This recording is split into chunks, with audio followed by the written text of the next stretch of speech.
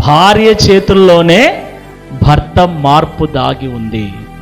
దేవుని వాక్యానికి లోబడి, తగ్గించి కాదు, వేషాలు మానుకొని వాక్యానికి లోబడి పవిత్ర ప్రవర్తన కలిగి మంచి నడవడి కలిగిన భార్యలాగుండు. ఇప్పటికే ఆలస్యం అయిపోయిందేమో.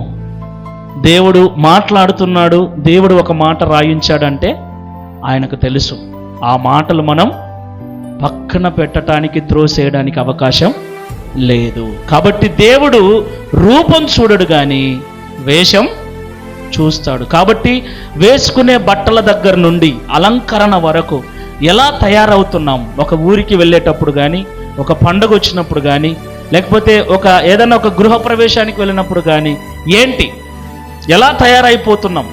మన అలంకరణ దేవునికి మహిమ తెచ్చేదిగా ఉందా, లేకపోతే వీళ్ళు మందిరంలో ఏమో తెల్లగా పావురంలాగా, బయటకు వెళ్తే మాత్రం కాకుల్లాగా తయారవుతున్నారనే సాక్ష్యాన్ని ఊర్లో మనం కలిగి ఉంటే దయచేసి మారండి. ఊర్లోనే కాదు, ఇంట్లో కూడా మనల్ని చూసే వాళ్ళు ఉంటారు. మన బంధువులలో, మన స్నేహితులలో, మన ఇరుగు పొరుగున నిత్యము మనల్ని గమనిస్తున్న వాళ్ళు ఉంటారని నేను గతంలో మీకు చెప్పాను. ఉంటారు.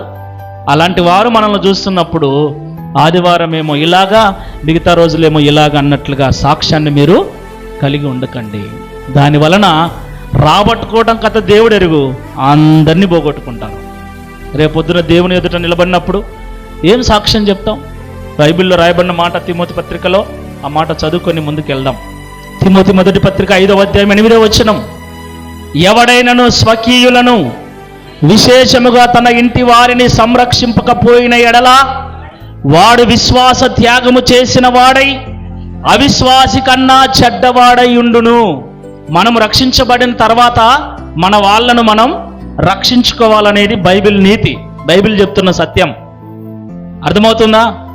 మాటకొచ్చే మాయన్న, మాటకొచ్చే మా బావ, మాటకొచ్చే మా తాత, మాటకొచ్చే మా చిన్నాయన, మాటకొచ్చే మా తమ్ముడు, మాటకొచ్చే మా మరిది, మాటకొచ్చే ప్రతి సాట. కానీ రక్షించుకునే విషయంలో మాత్రం మరి రేపు నువ్వేం పరలోకం పోతావు, మీ అన్న లేకపోతే మీ బాబాయ్ లేకపోతే మీ తమ్ముడు లేకపోతే మీ మరిది నరకంలో కాలిపోతే ఏం చేస్తావు? దేవుడు అదే అంటున్నాడు, ఎవడైనను స్వకీయులను విశేషముగా తన ఇంటి వారిని సంరక్షింపకపోయిన ఎడల వాడు విశ్వాస త్యాగము చేసిన వాడై అవిశ్వాసి కన్నా చెడ్డవాడై ఉండును. నిజంగా నీకంత ప్రేమ ఉంటే నీ వాళ్ళ మీద, వారి రక్షణ కొరకు ప్రార్థన చేయి, వారిని రక్షణలో నడిపించటానికి ప్రయాసపడు. అప్పుడు దేవుడు ఒప్పుకుంటాడు, మెచ్చుకుంటాడు. ఇది లేకుండా ఎన్ని వేషాలు వేసినా ప్రయోజనం లేదు.